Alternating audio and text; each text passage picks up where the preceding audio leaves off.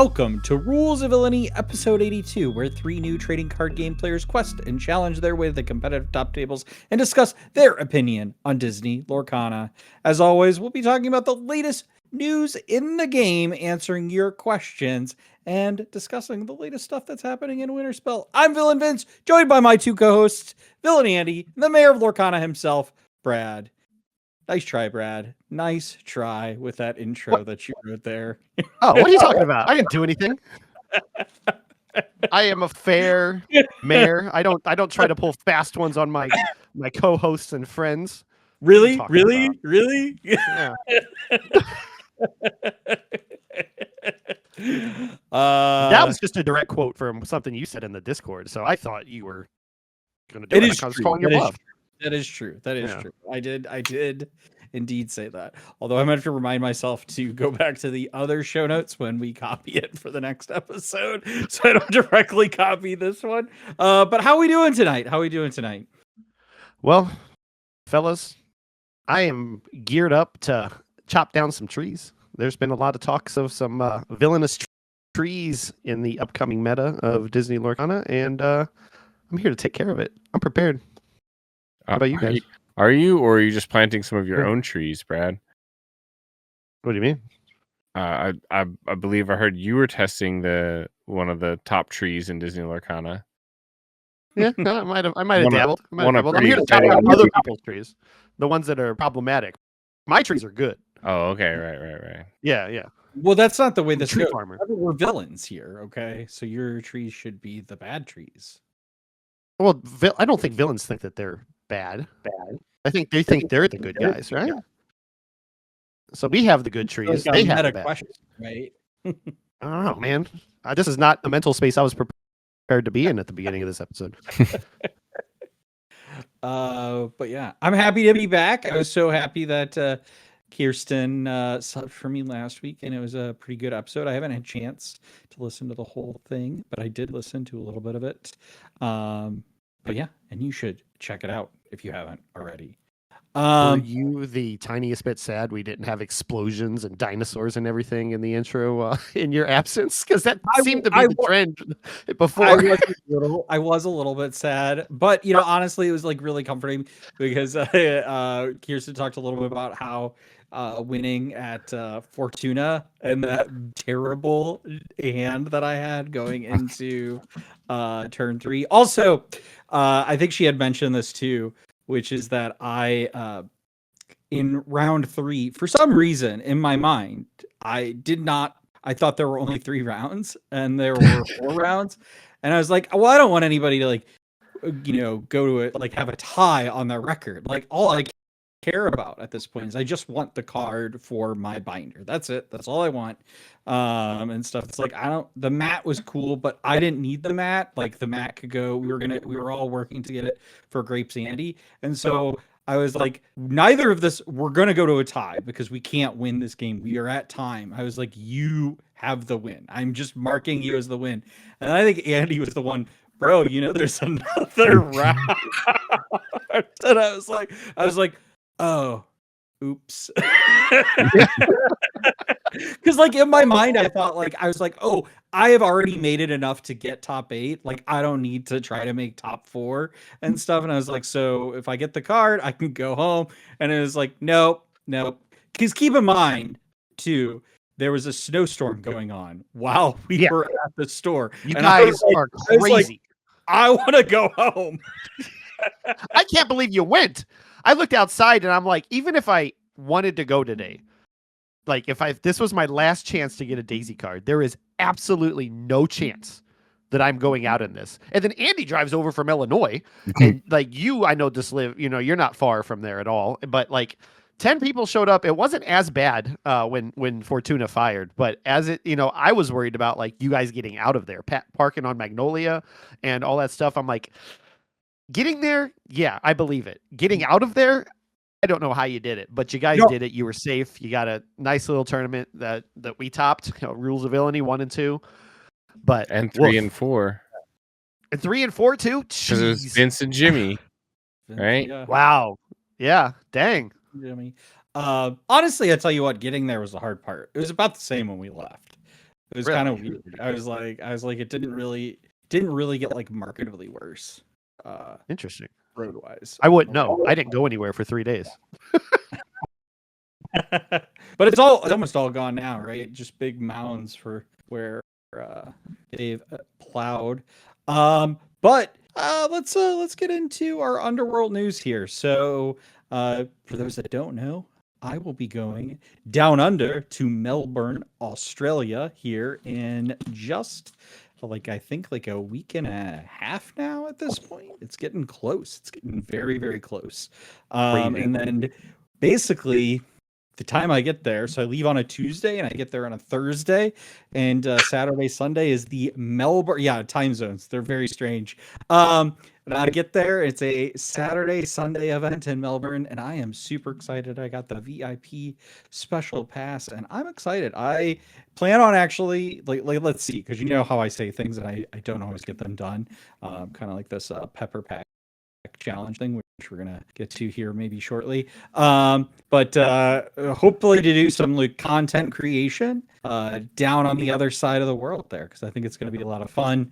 And I am super excited, but I have no idea what I'm gonna play. That was going to be my question. I know you're going down there for an F1 tournament, and I feel like the proper thing to do. I'm not. Or not F1 tournament, F1 race. I mean, it's a tournament to the racers, right? In some capacity. This But, is driving one of the F1 cars in the race. And he is dead. He is part of the dead. VIP package. It would make sense to me, and I know you don't have any familiarity with it, but you can get some practice in the next week and a half. You should play a Racers deck. Amber Ruby, dude. Racers That can do is some fun the most things. Rad suggestion. You should do it. Hello, mate. I'm here with my racer deck because I want to see F1 later on down the road. Yes. We already know you got your Australian outfits ready, so might as well just go all in on the F1. We'll talk about the decks I'm thinking about when we get into our main segment. Okay. But let's next up on the news is for you, Brad. Yeah, this Friday night. Well, it's not live, but this Friday night we are recording a collaboration once again with our guest Heath over there, doing some sealed or draft. I think is what we're focusing on content. Just going through the new set, looking at the 4 drops, and going to do a special piece of content with him once again that he'll release a few days after that. I think is the goal. Had so much fun on there last time. Can't wait to do it again. So I want to make everybody aware of it so you can check it out because it's so much fun and I can't wait. Yeah, and I don't know if you say it and I just missed it. Is this accurate that we have the 4 drops? We have the 4 drops. Yeah, have you looked at them yet? Lot. I haven't, but 4 is a pretty spicy slot. It's right in the middle of the curve. That's real nice. Yep. Right on the top end. I took a look at them. Number. Yeah, I took a look at them already. There's some spicy cards, and there's a lot of uninkables too. So I really got to gather whether or not they're worth it in the format that we're going to be talking specifically about. But I'm excited. It's really fun. I had so much fun last time, and I can't wait. Yeah, I think the only better slot would be like the 6 or 7 slot, maybe. Of course it would for you. I'm not taking that bait. We're moving right along. I have to say, I do like how. So we've done this a few times with Heath, and one of the times we did it, he did it by color, I think. And yeah, you guys did the Sapphire, right? The Sapphire. And it was like, I think hands down the worst ink color for limited ever. It was pretty bad. I was like, did you double down on Zipper or somebody that was your big? This was in his resist era. I think it was was it Zipper? Yeah. You're right. I was in my resist. Vince was going through his resist phase. He was like, "Resist is in, guys. Let's go." That's so true. Yes, you're right. Absolutely right. It's gonna happen one day. Look, we've got Angel Experiment 624. I'm glad you mentioned her. I have her written down to talk about later. I think that card is being slept on. But we'll get into that later. We got some more collaborations coming up though. Andy, you want to talk about that? Yeah, absolutely. ROV Kirsten was invited to be a guest on Enchanted Chatter with Courtney. So I believe that will be live on the 18th. It will definitely be in the description because I want to make sure all the details are correct, but that is a content creator that Kirsten is friends with, and they're. I honestly haven't got a chance to watch any of the episodes, so I'm definitely going to go check them out. And because the way Kirsten described it, it sounded really fun. They just do like a nice little live show where they just chat about stuff. It's just chatter. Yeah. I watched an episode with Courtney and Lizard Kitty from the Forbidden Mountain, and it was a lot of fun. They were just having so much fun talking about the success that Melissa was having in one of the events, and just the game in general, and how much fun they're having with it. And Kirsten just always brings so much charm to anything she does. So it's going to be a great conversation. I can't wait to see what they come up with. Yeah, absolutely. Well, that does it for Underworld news this week. But of course, we're going to talk about Winterspell in our main segment here. But before that, let's get into the Constituents Corner with the mayor. Take it away. All right, we got a single question this week coming from the one and only Paul, Mr. Detectives himself. He asks, each set we tend to focus on the higher rarity cards, but many staples are common and uncommon. So what is a common or uncommon card in Winterspell that you think has the potential to become a staple in the game? All right, give me 1 second. 1 second, hold on. What is the name of the next Lorcana set? Okay, Winterspell. Yeah, I definitely know that there are new cards out here, so this will be easy for me to answer. Well, I've got one right off the bat because I played against it tonight with against Ron. Is Pudge the controls the weather? Pudge controls the weather. Character he does. Lilo in play. You can play this character for free. Yeah, actually, I think they're quite characters. Especially like in Amber. I think there's also the grandmother Willow. I think Ancient Advisor. It's a 2-cost uninkable 1/2. Smooth the ways the ability. Well, once during your turn, you may pay 1 ink less for the next character you play this turn, which is also like that's the big one. Another really like hyper aggro stuff. So you'll be able to like play a bunch of characters for early buzz about that card is that it is the best card in the set, but the set's not even out yet. But from the early testing, a lot of people are losing their mind about this card. My question is that one of the trees you're trying to chop down here? That is the tree. That is the tree. Only your tree. Don't chop his tree. Only down. their tree. My tree. Yeah, Brad's trees are allowed. His are for medicinal purpose trees. Their trees are illegal trees. We chop them down. I just want to know, what is Grandma Willow doing to you, Brad? Why you want to chop her down? Listen, I honestly, I'm just kind of leaning into the doom train on Twitter that's been about this card for the last 3 days. I mean, even Garrick tweeted out like, "Hey, you want some good Twitter content? Just tweet about a tree." I think he tweeted that this morning, and everybody, jumped on it because that's been the talk of the set so far since that card came out, and everybody started testing around with it. It slots into dogs, it slots into Amber Steel aggro. I think people are talking about bringing back now, which, as you mentioned, the Pudge. There's so many Lilos between Amber Steel too that Pudge is just going to keep coming back, and then there's ways to get it out of the discard as well, though I don't know that Amber Steel aggro is going to be ramping up high enough to get like some of the, I can't think of the card that I'm thinking of right now too. Anyway, but yeah, Pudge was my number one answer next to the tree. I figured one of you guys would say Grandmother Willow for sure. Another one that I had written down was the Chief. He's a steel 2/5, 3-cost inkable, quest for 1, and you could, instead of questing him, you can exert him for the Good Riddance ability. If an opposing character was banished in a challenge this turn, draw a card. I think it's more of a sealed card, or not a sealed, but a limited card. But when I looked at it, I thought that an uncommon, just twist to draw or turn to draw a card might come into play, but there's a lot of better options that aren't common or uncommon at that slot that we're going to talk about later, and I alluded to earlier. But what about you, Andy? Did you find any? Well, first off, there's Mickey Mouse, Tiny Tim's father. If you know, you know. And then We've got That's a visual joke. I think some of the Ruby characters have maybe some usage. The Maui Rush 4-cost 4/3 Rush quest for 2 that has a little bit more questing power than previous. The Underdog card Liquidator certainly not bad as anti-aggro, especially if cards like Daisy Duck stay in the meta.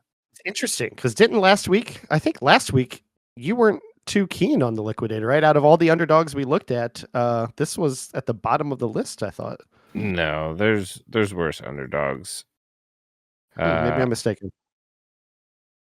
Now I'm curious of the underdogs. The aggro underdogs, I'm not as. I don't know that Angel has a great place, unless there's like really good. There weren't any great 3-cost songs the last time we talked about it, right? And then the Ward one I know gets play, the Splatter Phoenix, which I'm not really sure why. Like I've seen it played in like blurple lists and like control lists, and I feel like I don't know that one drop is really there to threaten aggro or to respond to like a Basil, and blurple and stuff like that. So I wasn't a fan of that one. The resist one's not terrible. I don't know why. Sorry. The evasive one's probably the best though. Yeah. I don't know why I had Chief written down. That might have been a thought of mine that I had at one point. But very much above Chief on this list was Education or Elimination, which is a song, a 4-cost song in Emerald. It has 2 things that you can do with it. Draw a card on the first one, and chosen character of yours gets a +1 lore and evasive to the start of your next turn. Or you could banish a chosen damage character, so there's a lot of flexibility with what you could do with that card. I think that's a card that's going to slot into a lot of Emerald decks. Just there's 3 utilities, and you get your 2 options. You get 3 of them in one. That seems pretty good. So something like Malicious Mean Scary, that's not bad. You want the draw a card one though, right? Banish chosen damage character can be done way cheaper than 4-cost, even if it is a song. I feel like. Sure. So you want to draw a card and give evasive and lore. So it's kind of like an aggro tool. It's the not artwork on that is adorable, in my opinion. Yeah. Oh, the Isis Vanderchill is the other one. I didn't realize that was a common 4-cost uninkable 4/4. When you play this character, exert chosen opposing character. I didn't know why this was necessarily played because I was thinking of it from like a blurple standpoint, where on turn 4 you don't really need to be exerting anything. There's not, and you don't really have a response with it, right? Because you just have like a Rafiki or a Tipo or something or Basil on play. So, but it's really powerful in like Amethyst Steel, where you have something like Hook. Was it Black Heron or Calhoun, and then like a 3-cost 4/4. I think some of those now, or a 3/4 even. There's always the Cobra and stuff like that you can then clear their whole board with, and works really well with aggro, or not their whole board, but you can clear more of their board than they expected, or exert down their 3-cost or something. Yeah. There's a couple in here. The 4-cost uninkable Yao in Emerald he's a 4/3 quest for 2 with resist. During opponent's turn, this character gains resist +2. I think that's really good for a common card. It's good. That's definitely a limited powerhouse. Even with the uninkability, I think that's a 4-cost card. Find out more on Be Our Guest. Exactly. That's right. Exactly. Yeah. Thank you. For sure. I think you're right. There are a lot of variations, and I think a lot of these common and uncommon cards. Not a lot, but I think a handful of them will find their way as staples in there, because a lot of these. Sorry, I just saw the Stitch 1-cost in Emerald.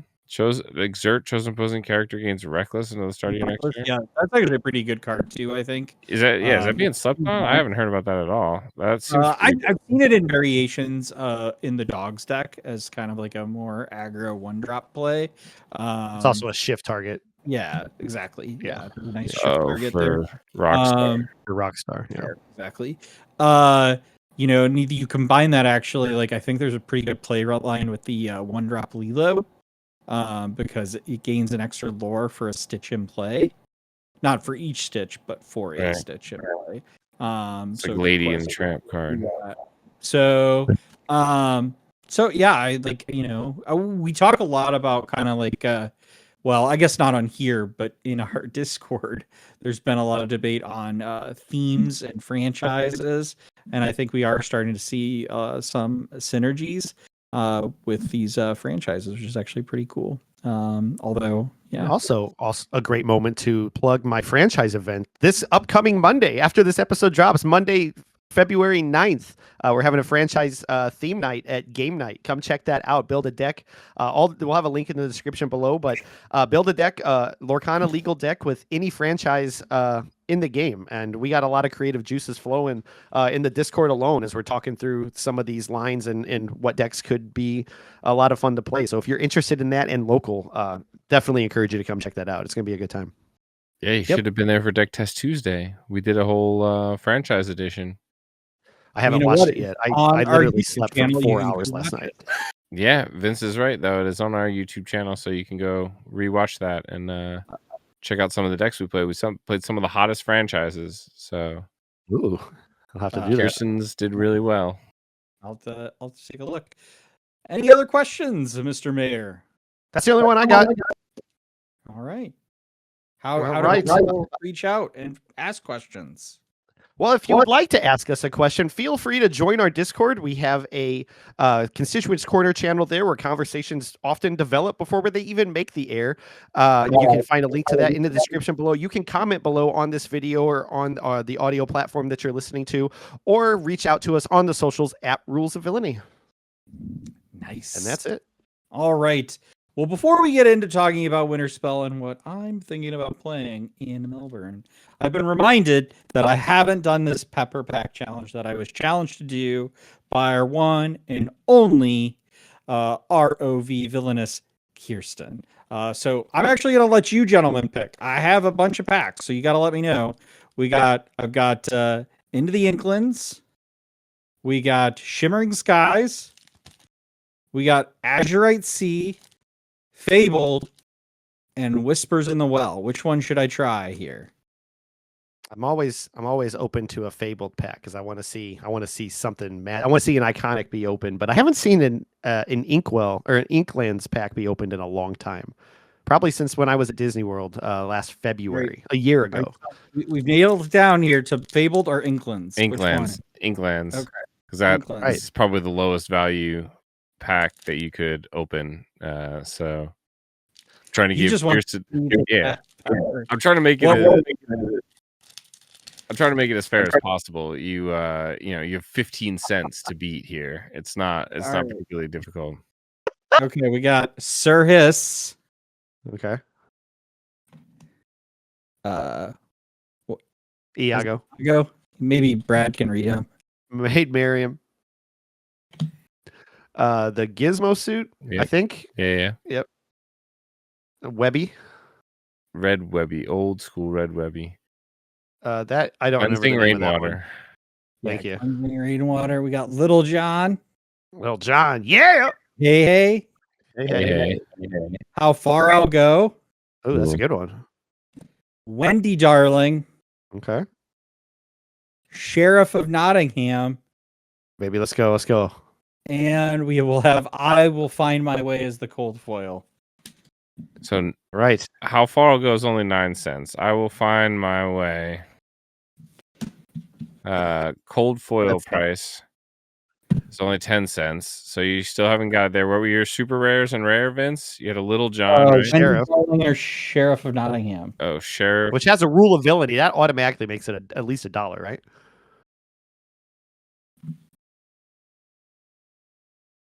Sheriff of Nottingham, Corrupt Official or Bushel Britches? Corrupt Official. Oh, that is a 6 cent card. No. Market price 10 cents. Sorry, I was cutting That's it short. better. That's better. What was your last? I remember paying like $5 for that card when everybody was trying to do the Beast OTK. What was my last? What do you mean my last one? Your rare? Oh, Wendy Darling. It was only 8 cents. It's only 8 cents. Oh no! This is riveting. Looking up prices live on know. the air here. Live, Everybody's you're thrilled. I think you're cooked, Vince. I think you're cooked. Yeah. I think you need to eat the pepper. Yeah, I'm not eating this pepper. I'll go buy another pepper. What? What do we even do this for? You're not eating the pepper? Look at this. It's like expired. Look at that. Eat It's it. so gross. I'm not eating that. Emily ate 6-month-old ranch last night. Oh, Yeah, she's not sick. You can eat that pepper. She didn't know it was 6 months old. I found out today when I was going to eat it. I'm like, this smells bad. I'm not. There's at least a day and a half of editing that goes into this, of time at least. I will go get a pepper and I will record it. Vince will record himself eating a pepper, and I will edit it in right here.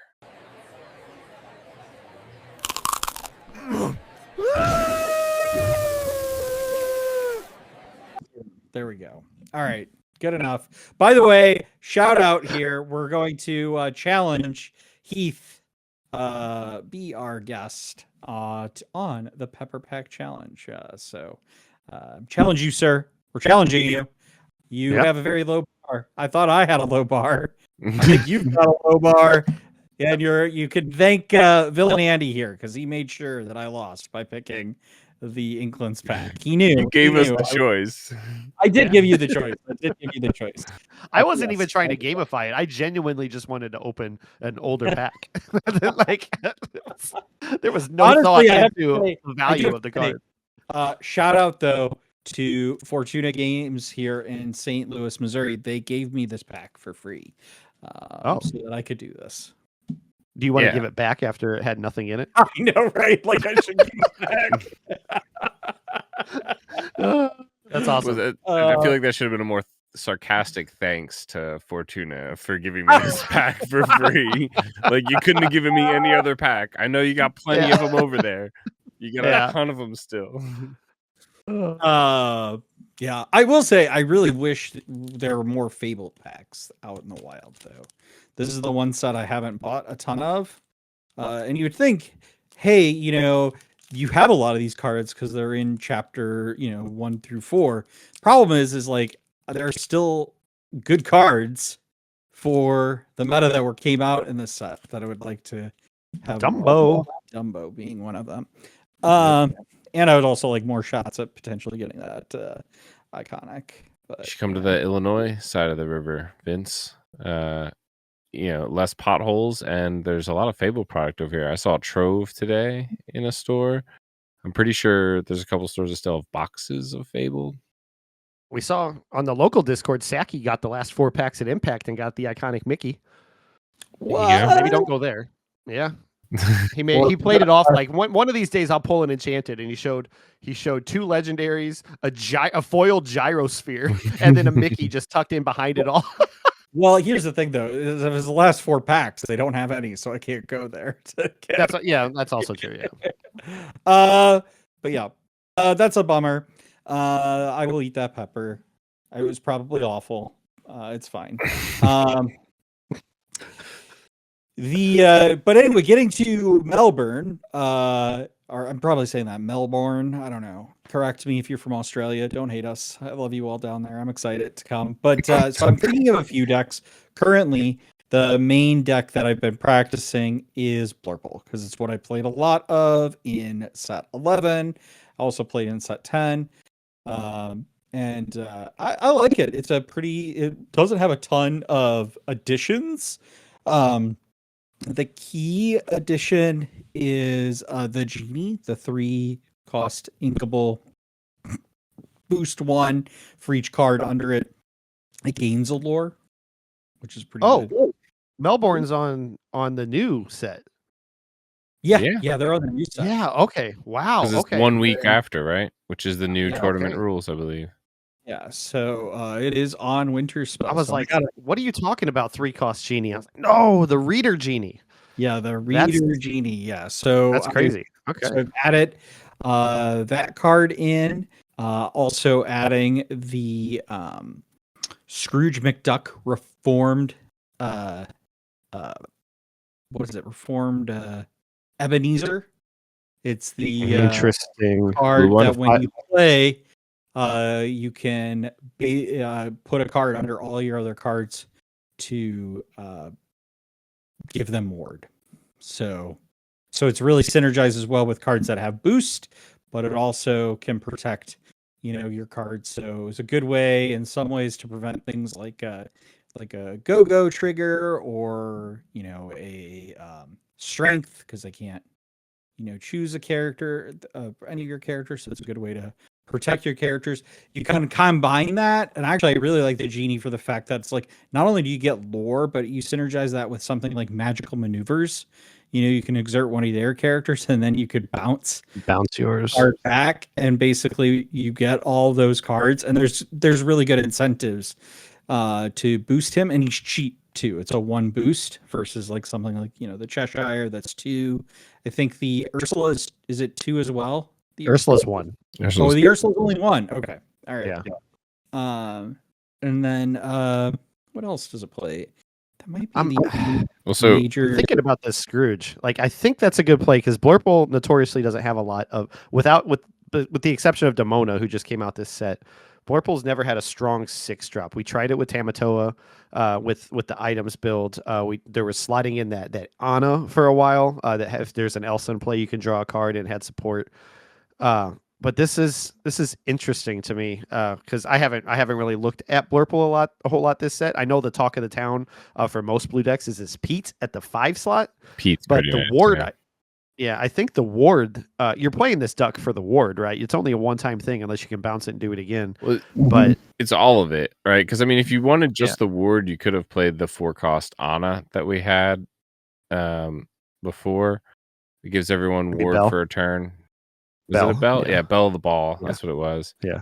And then it also puts a card under. So if you have a Cheshire and a Genie, or an Ursula, if you decide to play that, or a Pete, if you decide to play that, that's the other one we should talk about is Pete. But besides being a 6-cost 4/6 quest for 2, which is not bad stats, it's very similar to Tamatoa, right? Or slightly better than Hades, even. But it protects all of your stuff going into a Hades turn, and your opponent potentially. So that's like another big one that it blocks. It'll save your Dumbo and things like that another turn. But yeah, the more now that you have at least 2 characters that benefit from having a card under them, potentially 3. I see some of these decks running that Ursula Whisper as well. Then it makes Scrooge even better, right? Yeah.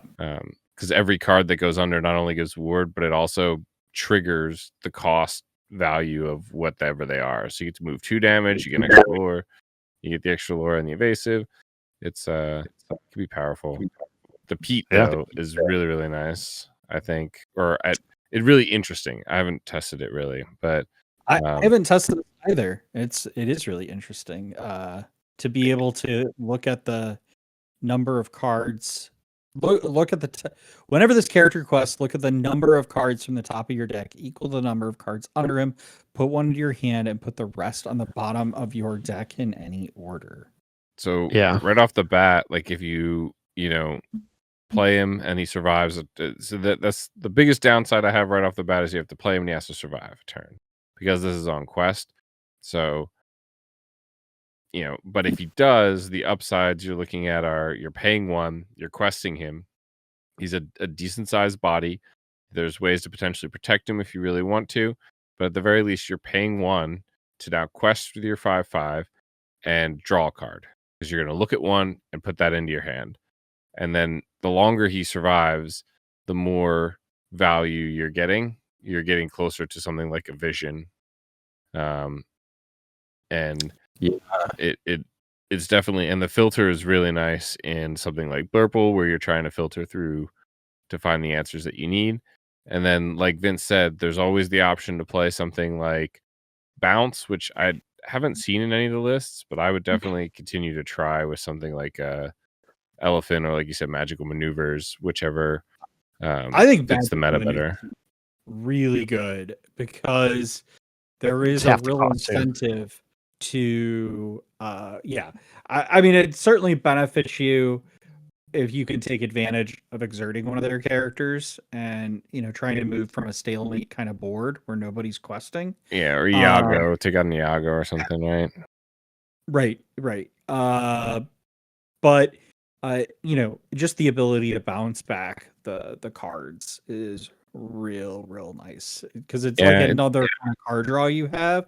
I didn't really think about the Pete kind of card filtering though, because that is one thing I find that has happened to me quite a bit in Blurple is that I would say most of the time the deck runs pretty well, but there are times where you could just get into a series of cards where it feels like it runs out of gas because there's a lot of cards in there that are designed to help you ramp faster or make more favorable trades early on. Things like the Basil, but that are not useful later in the game. Like I don't want to see a Tipo. At the end of two at the end of Tipos the wins you a DLC, mate. in a very specific scenario. Let's be clear about that. Yeah. I mean, honestly, I don't even really want to see like a sale at that point. It draws you. The sale draws you a card, though. Draws you another card, yeah. But you're paying 2 ink, to find another card that maybe you'd rather have a more impactful character to play to the board. Is all I'm saying. Yeah, Man, the to be three. fair, at two, if you play good Woodchuck Guidebook, you're paying 3 to draw 2, and that's like a great play. You're probably really happy with something like that off the top if you're low on cards. But the Pete and the Genie, I think both have a somewhat, and to Ursula as well. They have a somewhat downside to their bouncing and getting the cards back. Obviously, if they have enough cards under them, like that's free money, right? That's free card draw is great. But the more cards under your Genie, the bigger your jackpot is, right? On that lore that he's got. Or same deal with the Pete. The more you're filtering, imagine there's 8 cards under Pete. We go for 9, right? We go for 9 cards. We hope he survives and we go for 9 cards next turn because I still haven't found my dang Hades. I'm just looking through Tipos. They're all underneath the Pete. But yeah, it's interesting. I definitely don't like the Isis in the deck. Isis Vanderchill. Like I said, I don't think there's a great board that you'll have built up with Blurple on 4.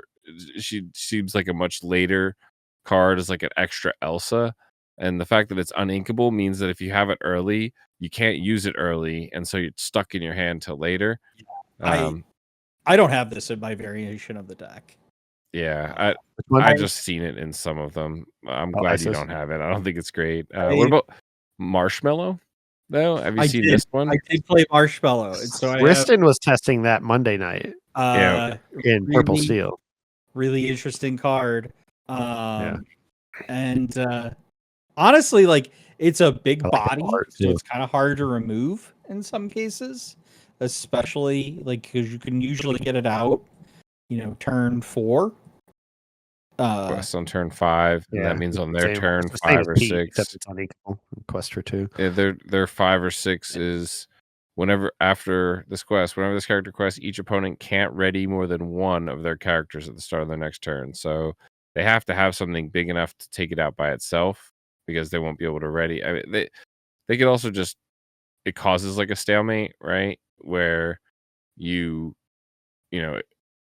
they would have to basically be free questing into this or free exerting into this, which they're probably not going to do, right? They're gonna want to just sit there and wait till they can remove it. But it is a really interesting card. I really like the art on it too. Art is really Here, I'll just drop into the show chat there. That's the deck that I'm playing. It's Poisonous's deck.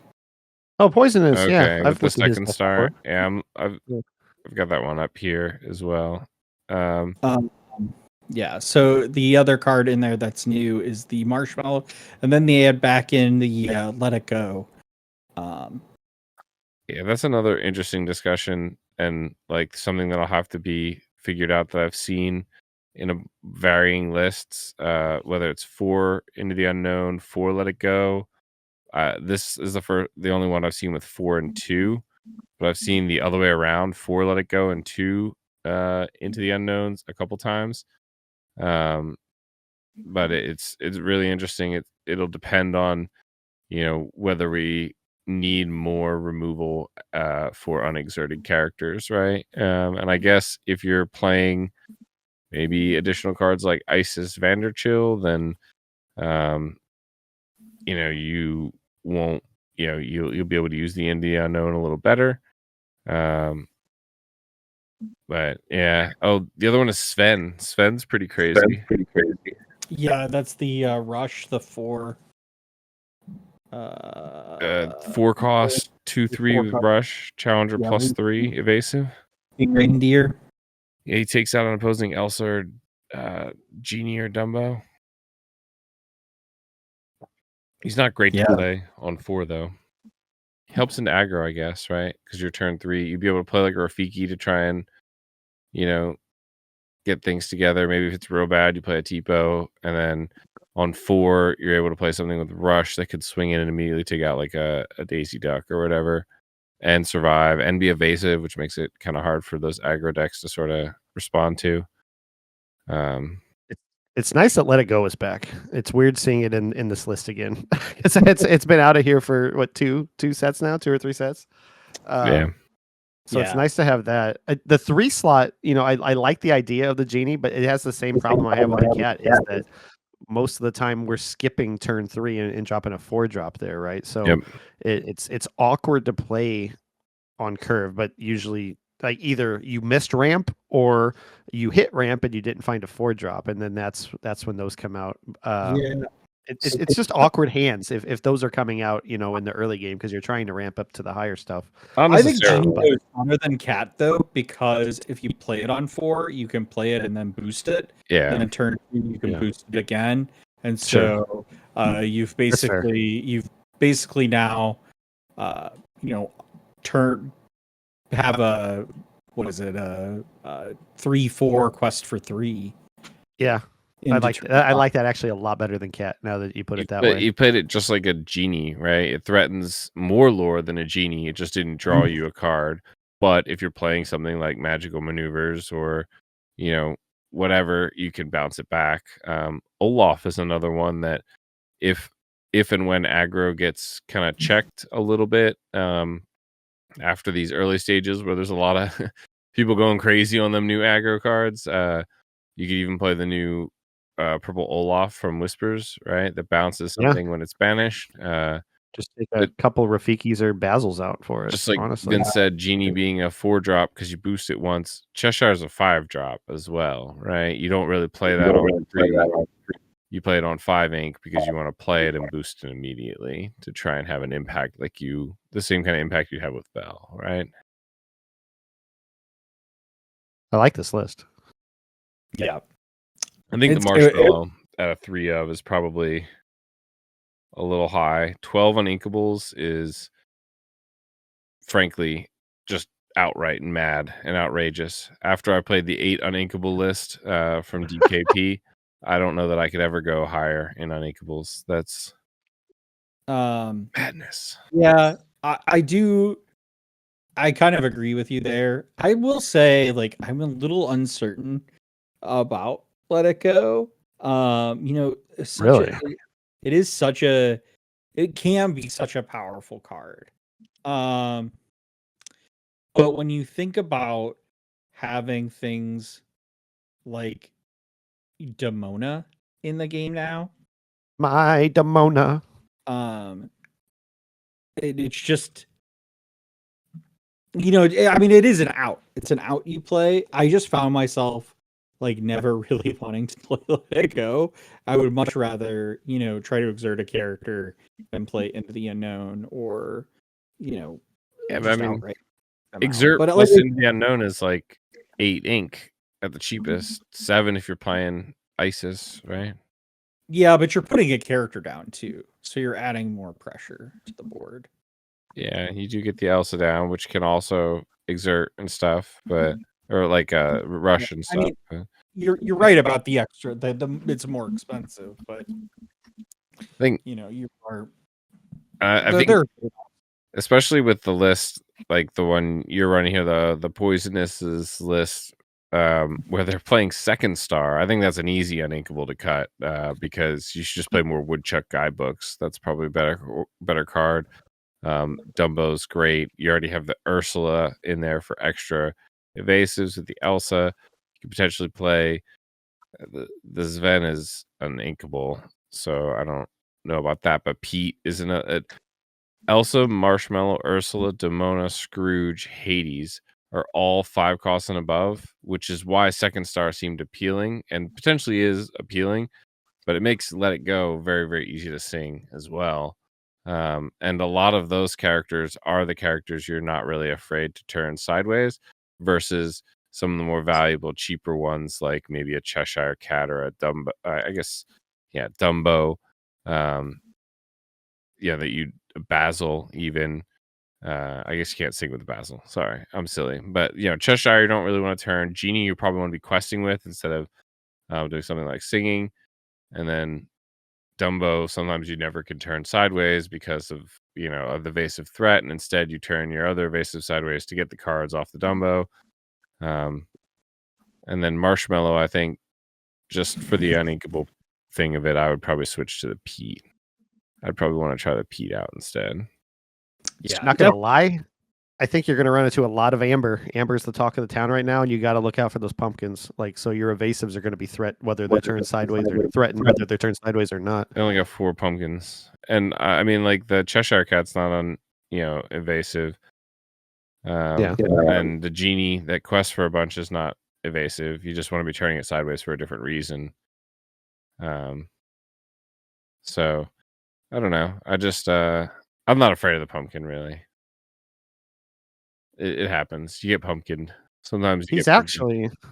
I went to Poisonus's deck lists, and he's got a version 2 Blurple. His most recent one is a lot different than the one you're looking at already, Vince. He does have 4 of the Svens in there over the marshmallows. He took out the 3-drop Genie. Still at trade 4 uninkables or 12 uninkables. Traded the Rafikis for the Royal Guard. And then he's got the Petes in there as well, 3 Petes. So I think Royal Guard Rafiki probably what DKP has said before, and his philosophy of it's very meta dependent. Rafiki is good into basically all non-Blurple matchups, and Blurple matchups the Royal Guard is a little bit better. So I'd imagine Royal Guard and Rafiki can be sort of interchanged regardless of the rest of the deck. But he basically swapped those uninkables, like I said, for Svens, although I kind of wanted them to be non-inkable or to be inkable cards. But he did add Pete in. He removed the Scrooge, though. Well, you add the Pete and remove the Scrooge. You remove the Genie as well. Okay, maybe it's interesting because at the Scrooge play, you can play the Pete and boost him in the same turn. So, like you were talking about with the Genie earlier, instead of paying 6 for one character, you got the 5/5. You're losing the ward on everybody, but you are getting a card underneath him immediately. So on the next turn when he quests, you're probably boosting him again and looking at 2 cards, and to already start that chain. But we also didn't talk about this before when we were talking about the Scrooge. But you play the Scrooge, right? And he puts a card under every single card. So now something like Magical Maneuvers can bounce back something like a Genie, like a 4-cost 2/4 Genie. Yeah. You're getting the card from underneath it, and you play the Genie again, and you draw another card. Yeah. So there's plenty of opportunity, or just to save a card that you use your Dumbo, draw it back, play it again. So Hades, but even again, 7-cost. The set's not even out yet. These are going to change. Every day probably, because they're going to have new ideas and testing out new things, and we don't know what the meta is going to shape up to be. So these cards are going to be swapped in and out, and finding out which ones are ideal for the matchups they're constantly seeing. Yeah. I think the other deck that I haven't really played a lot of yet, but I built is the Sapphire Steel deck. The kind of like Yes, uh, that's a good segue. with the what is it? Sorry, the Jasmine package. You know, The ally one. Okay. one. And so it doesn't run things like the Headless Horseman, which I think we got him handy. Probably has the bodyguard one, the 4-drop bodyguard, right? What's that? It probably still has the 4-drop bodyguard. Well, that's probably more the Kiwi. The key. There's 3 different ones. Yeah. No, I'm talking about the one for the actions, right? Where you recycle like the actions. Yeah. I'm talking about 3 different Sapphire Steel decks that you could run. And I don't know if the Headless Horseman bodyguard is in both Kiwi and the Allies package, but the Allies package actually got upgraded to include this Pete that we've been talking about. He fits in there because he's an ally thematically in A Christmas Carol, and this Angel card. This Angel card, I think, is just 100%. A pure Sapphire Steel card that can do a lot of damage because there's a lot of hand replenishment. She is, I don't have her open in front of me, but she has resist when your hand is empty. Resist +2. I think she's a 2/3 or a 3 or something like that. And I'm trying to get a 3/3. A 3/3 with resist +2 with an empty hand, and then when you play her, or when you once per turn, you can discard a card to do 2 damage, and that's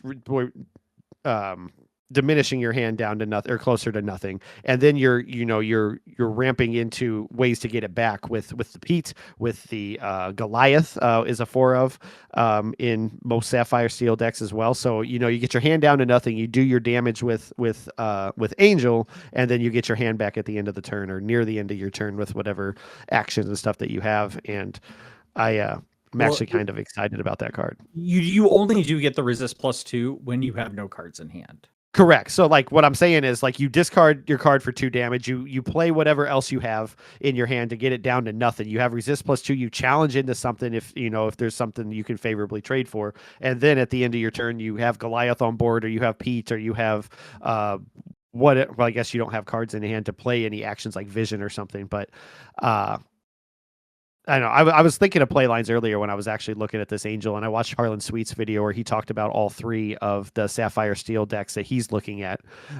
And I was like, God, Angel seems like she is a lot better than people are talking about. So, well, in the ally deck, it's great too because she's an ally. Yes, Jasmine, and it's an ally as well.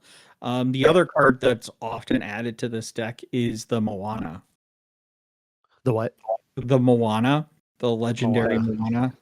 I'm not sold on that card yet. You can ink from your discard, and a lot of people online have not. The new rules for the set have to come out yet to clarify and everything, but a lot of people are misunderstanding that like it's not an additional ink either. This is a card that just allows you, when it's on the board, your ink for turn or your secondary ink from sale or something else can come from the discard, but she herself is not like, now you can ink another turn from the discard. And there's been a lot of Facebook questions and stuff of people asking that question. And then I'm like, I don't know when she comes out and is actually effective for what she's trying to do. But yeah, my understanding is like all the only thing that it changes to the ink rules is that you can ink from your discard. Every other ink rule applies. So you can only ink once per turn, and you can only ink an inkable card. So correct. So it doesn't change any of the fundamental rules of inking. It just allows you to ink from a different location. So from your discard instead of your hand. But honestly, I think for something like a deck like Blue Steel, that's actually like not bad because you can pretty easily run out of cards in that deck. And so you can like very easily like run out of gas, especially when you're doing things like the Cinderella triggers and stuff to ink and draw. You could be down to like 1 or 2 cards, and I think it's having the ability to ink from another location, which you don't really care about because there really isn't any recursion from your discard. So like once a card's in the discard, Cinderella be in play. specifically says from your hand, though. You have to ink Yeah, from your you hand for can't- Cinderella. No. That's that's not what I'm saying. What I'm saying is that you do things like because of the way that deck works, you are doing things like taking cards out of your hand, to do other actions that it makes sense, like so that you don't have to ink a card. You can ink from the discard. No, I'm not saying that that card works on Gotcha. Cinderella. Okay. I'm saying that like you may want to do that, but then you may want to like ink for turn anyway and stuff. So now you can do both. You can ink per turn, and then you could play that card to draw a card. So Sure. it gives you more. There's more optionality that you have, so you don't aren't stuck potentially making more narrow choices that you have in the deck. Is this the list, Brad, that you were looking at from Harlan Sweet? Pay all this money, brick and cry, set 11. Yep. That's the ramp version, I think. Then 18 there's the ally uninkables. version.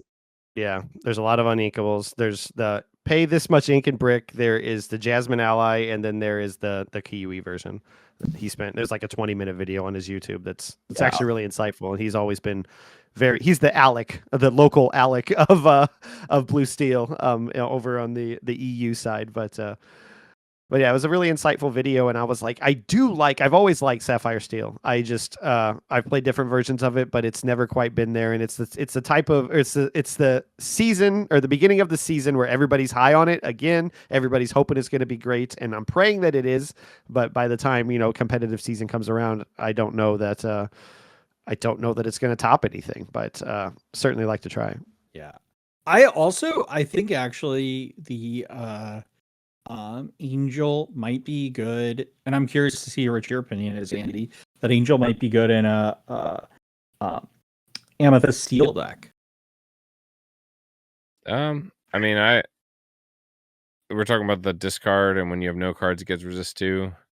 I'm kind of. I think you'd get the resist 2 more because you're out of cards, and then you refill your hand the next turn with something like maybe a Dumbo or a Demona, but you'd still have a card in your hand. No, I think you value the cards in your hand more in Steel and Amethyst Steel, even if you can draw a few more. I don't really like the card too much in any of these decks. Any deck? I don't really get it, right? You kind of want to keep cards in your hand, and throwing one away to do 2 damage is not always like my favorite. I feel like there's better ways. I think it's situational. It turns any card into a Fire the Cannon, sure, but isn't every card in your deck basically better than Fire the Cannons? That's a 1-cost card. It's not very much value out of it. Like, it is useful to be able to have that once per turn to be able to do something like that. But like Vince said, if you're refilling your hand with Goliath, it loses the resist +2 at the end of your turn, so it doesn't even keep the resist +2. And it's a but the next turn but it's a 4-cost 3/3, and you're like, what? I'm not doing much with that. I can get a 2-cost 3/3 in Black Heron, and you know what? I don't really care if it has resist 2 at that point, right? Because it only cost me 2. Sure, that's fair. So I think I want to go back to your Fire the Cannons comment, though. This card, and like David Xanatos as well, it enables you to not have to play a 1-cost uninkable though as well. You'd have to make a conscionable choice of like, okay, yeah, this card categorically is better than Fire the Cannons, whatever it is you're discarding, but it's allowing me to not have to play Fire the Cannons in a situation where this Willow, Grandmother Willow, and other cards, Pudge and Lilo and whatever else is going to be plaguing the board very, very quickly as the meta is developing. That it might come in handy to have that extra firepower, right? If there is a 2 willpower or less character that is enabled by not being exerted, like a Grandmother Willow, like you said, like Chicha was for a little while, like Oswald was for like 30 seconds, that one meta. If there is a character like that, that's why you play something like Fire the Cannons, because if the question is, do I play this last card in my hand? Let's say it's a Captain Hook, a 1-cost, one of my worst quote unquote cards in my deck, and use that to do 2 damage to their let's say 2 willpower or less, 2 quester, right? Because that's probably what it, on average it is if they're playing aggro or something. Then, or would I rather just let them get 2 lore, trade my Captain Hook into it, not even trade, take out their thing with my Captain Hook because it's a 1/2 Lilo that quests for 2, and that now I get to retain some of my board presence. It seems like that I'm almost always going to want to just play that character instead, or play that card instead. There's probably few times where I would actually want to turn it into that. So it's nice that you're right. You don't have to play Fire the Cannons. You could turn any card into a Fire the Cannons. But for cards like Willow or Oswald or Chicha, turn 4 was probably too late, right? Yeah. You play it on 4, and because on turn 4 you can already play Strength. You can already sing Strength, right? Or maybe Steel Song. If it's that valuable, then Steel Song can play that one card. The Angel, actually, this list that I'm looking at from Brendan DeCandio called Neo Steel Song, because I think that's another strategy for potentially winning a DLC is just net deck a deck that DeCandio built during the workday, because he posts them all on Dreamboard. He posts a bunch. I was looking at his Amber Ruby earlier today. I didn't get a chance to test it though. But you play Angel on 1, or even 2, and now you have a 3-cost singer that could sing Strength with 2 or 3 characters out on turn 2 or 3 that does the same amount of damage, and is less negative tempo than, I think, discarding a card from your hand, especially in a deck that is probably hurting for card draw. The only card draw is Ohana and Goliath, which again I think Goliath is anti-synergy with Angel. Yeah. I think that's right. What do you so those other 2 decks, I don't know. I have to do more testing. You could figure out what I want to do. If you want to go the aggro route, Mo Shamblin has a deck called Pudge Controls the Weather. Yeah, he does. It's a kind of a dogs, but kind of just aggro. Rockstar Stitch. It's got 24 1-drops, 26 2-drops, 4 Rockstar Stitches, 4 big tramps, and 2 which, under the seas. You can basically play for free. Yeah, a bunch of, because the Lilo gets an extra lore for a Stitch. There's a lady.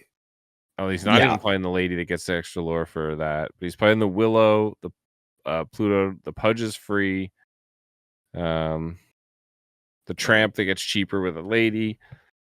This is definitely kind of a high roll deck, I feel like. But there's a really mean. I was gonna say, imagine exerting 8 1-drops to sing Under the Sea. There's a really mean line. To sing together. Sorry. What's that? I said I was gonna say brings a whole new meeting to sing together. That's the whole Madrigal family singing. Yeah. But no, there's a really mean line I saw on the Inquiry last night. He did a top 10. Chris over there did a top 10 cards of his top 10 favorite cards of the set, and he had this really mean line. There's a legendary Todd that is allows you to ready him up twice for actions played, and it was based on, if you look at the Amber and the Emerald colors and how the decks exist today. If you get a Grandmother Willow out there, which is always going to be there, and I think in any Amber deck that's going to be built here in the next set, and find a way to get the big Tramp out that allows you that's cheaper for every card that you have on the board, and then you draw and discard for every card that you have on the board, to get a Widow Tweed and that shift Todd into the discard, and then have the Tramp in one of your other cards sing Circle of Life. It allows you to bring that 6-cost Widow Tweed and that big Todd out. And I'm just like, this is ridiculous. It's Christmas Dreamland. I know Andy's going to say it before, so I'm just going to beat him to it. But when I saw that line, I'm like, that is absolutely wild to have a couple of 1-drops, or 1 and 2 drops with the tree, the tramp come out, and then another 6 and 7 cost come out just for free is absolutely insane. And I'm going to try to do that at one of these league nights, but we'll see. I got to pull the cards first. I just want, for Brad's future reference, as he's timestamping, to go back just a few seconds. And as he says this, watch Andy roll his eyes. Oh, yeah. He doesn't like fun. Andy doesn't like fun. He's here to win. He's here to win. Let me have Widow Tweed come out with my Big Todd. Brad is describing a scenario from one of those like TikTok videos of Magic the Gathering where the person's like, "Hi, I'm new. I just want to play a fun game." And they sit down, they're like, "Yeah, this is a pretty fair deck." And they're like, "All right, turn 1, this card, and then this card, and then this card, and then this card, and then this card. Okay, pass turn." And then they're like, "All right, I play this one and I win the game." That's what Brad's like. He's imagining this scenario of like an 8-card hand. You have to have more than legal cards in your hand to start, and they all have to be perfect. All right.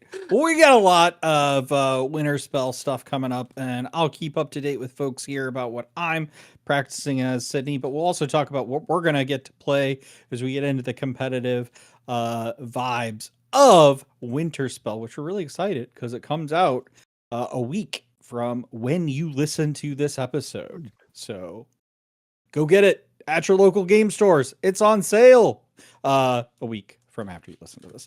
And with that, let's get into Villain of the Week. Wait, we don't have a villain? What's up? Mr. Mayor, tell us what's going on. He's telling you to tell us what's going on, Brad. Oh, you tell him what's going on. What? It's not Villain of the Week, Mr. Evil version of Vince. It is Villain of the Set. Villain of the Set. We're going to go through every single one of our villains of the week for the entire Whispers in the Well meta, and have you guys vote on a Google form, which I'll have in the link in the description below, to find out what is the most villainous card that we talked about over the course of the last 2, 4, 6, 8, 10, 11 weeks of Whispers in the Well. Who wants to read the cards? Andy, take it away. All right, I guess I'll read them. I was looking for. Are we giving something away to one of the people haven't voting? thought. I mean, we can think of something on the spot. I don't know. I don't. That's have what I was something looking this for. time. I'll read these and I'll think of some. But we've got Cinderella, Dream Come True. Okay. What? I was going to say, how about a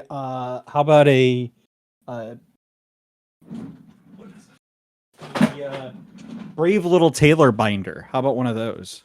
Ooh, a brave little Tailor Binder. Okay, and we'll throw in some Rules of Villainy swag as well. We got pins. Perfect. And maybe some other. We'll throw them a pin and then maybe some other surprises, some promos, yeah, stuff. Yeah, it'll be a good time.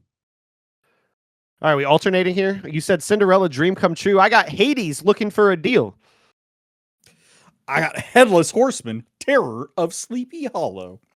From episode 74, weighing in at 3.5 pounds, it's the Cheshire Cat, Inexplicable. And in the blue corner, we got Monstro, Infamous Whale. From episode 76, Might Solve a Mystery. DuckTales. And from episode 77, Demona, Scourge of... They didn't write it all out here. It's Wyvern. I don't know. Scourge of the Wyvern Clan. Scourge of the Y. Yeah. Episode 78, we had the Horseman Strikes, the Pumpkin Bomb itself. Pumpkin. And from episode 79, Tipo, Growing Sun. DLC winner right there. Episode 80, we had Prince Philip, Vanquisher of Foes. And in the red corner, from episode 81, weighing in at, 20 pounds. I don't know how much Stitch weighs. Stitch, Carefree Surfer. All right. And those are the nominees, I believe. Go vote. completely off the rails. When does the voting end? When does the voting end? The voting will end by the start of the next episode. Or the next time that we record, which will be a Wednesday night. What is the next Wednesday night date? I guess 7 days from today, the 11th.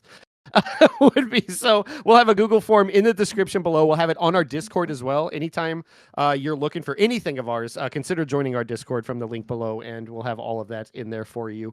But looks like we got a Mickey binder. We got some promo cards. Andy's holding up a Pluto promo, some Rules of Villainy specific cards with Ruby and our logo, and we'll probably throw in some pins and some other cool swag just for taking part and having fun with us as we move along our Rules of Villainy journey here. 81 episodes, guys. 81.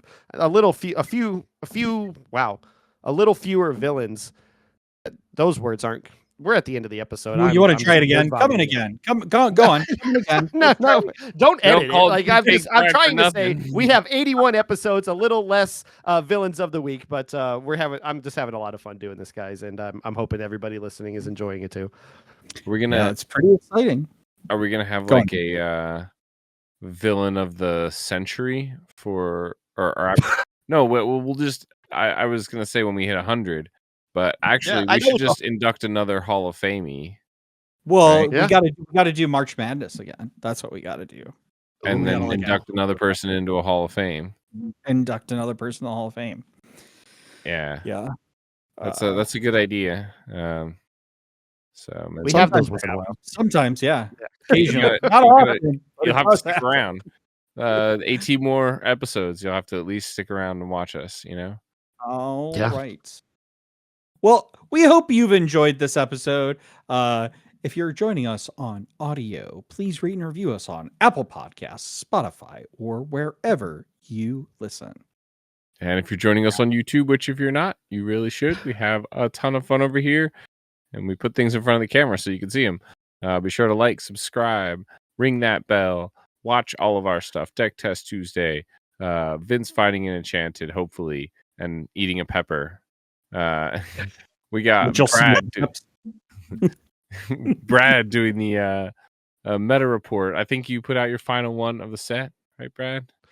I did a couple days late. I'm technically a week and a half late because I didn't do one last week with all the cancellations from the snowstorm, but that'll pick back up again after the set gets going. I'm sure. Yep. So be sure to ring that bell and be notified of all of that amazing content.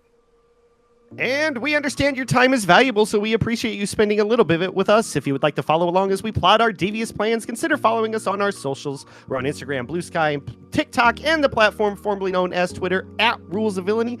And I happen to have my own now as @Mayor of Lorcana, so check that out if you want some unhinged takes that I wouldn't have posted on the Rules of Villainy proper. But check that out. We also have a growing community here on Discord, which you've heard about throughout this episode, and you can join with the link below. I'm so glad Villainous Kirsten bullied you into getting your own personal Twitter. But until next week, stay safe, fellow villains. Be wary of wannabe heroes who want to disrupt your villainous plans.